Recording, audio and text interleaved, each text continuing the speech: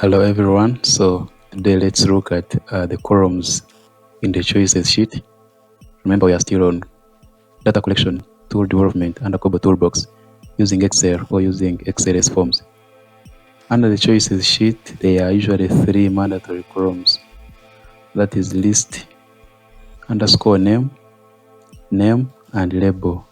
So list name, this is basically the group of choices which are related. They are usually grouped together. When you are on the survey sheet and you have, let's say, select one question which has, let's say, marital status, you can call it marital options, where you have married, unmarried, divorced. So that very item, married, if you say select one marital options, that's the item that goes here. If you call it marital or MAR option, still you bring it as it is. So that becomes the list name. Each group of choices has one list name. So if now the next is education, let's say I had EDN, then it has to be EDN for all the choices that I have under education. Then name. This is usually a short unique name or a short value which relates to a given option. So if I have, let's say, marital status, I can have 1 for single, 2 for married, 3 for divorced, 4 for widowed, as so on and so forth. Or I can have them in lowercase. Or I can have just MAR to be married, SIN to be single, DIV to be divorced, as long as you keep it unique in that group of choices. That means under my marital options, each marital option has a unique name. Yeah. And then label is what the respondent sees on their screen.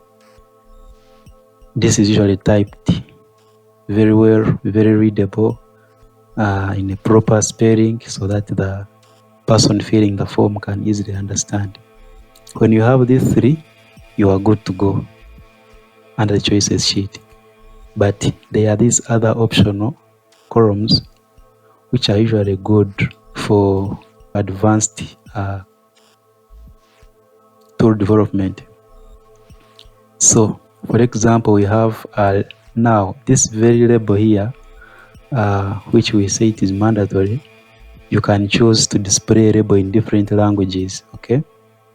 And now the column will change to label these two guys, then language, and then the language code in bracket. So if you put label, then the English, then you put your items in English: single, married, divorced, widowed. If you put French, you put your items in French. You can have all of them at once. You can have up to maybe 5 or 10 languages, and then the Kobo will be able to display the preferred language of the person filling once they select the language they are familiar with. This usually happens when you are developing tools to work across multiple races, multiple nations, where people are speaking different languages. Then we also have media. This guy is then image, as it is here. So that is the image attached to a choice. A choice, let's say marital status, may have an image which is displaying, so you'll be able to see it. If it is an audio, maybe giving an explanation for a given choice, it comes like here, media audio. It shows the audio attached to a given choice. It may be if you have an audio describing marital status, single, married, you can have it. Same as video. Yeah. Then the image, still now, this is now another sub-classification.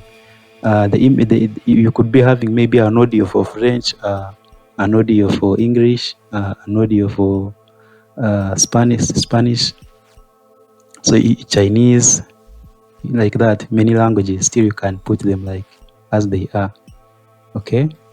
And then you will put the video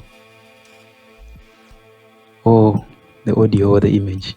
Then we have geometry, which shows the GPS coordinates or the map based selects. If it is for selecting a location or something on the map, then you can now reserve the geometry column, where you have your Things and all things. They are usually in latitude, longitude, altitude, and accuracy. Yeah. Then there is this wonderful column which is common for cascading. It is called a filter column. For it is custom. You name it yourself. It can be region, it can be district, it can be product, depending on what you have or what cascading options you're having. So once you name it region and you put items down, or then district, then maybe location, continent, whichever level you are, then this is where now you have to define it in the choice filter column that we looked at in the previous video on the columns in the survey sheet.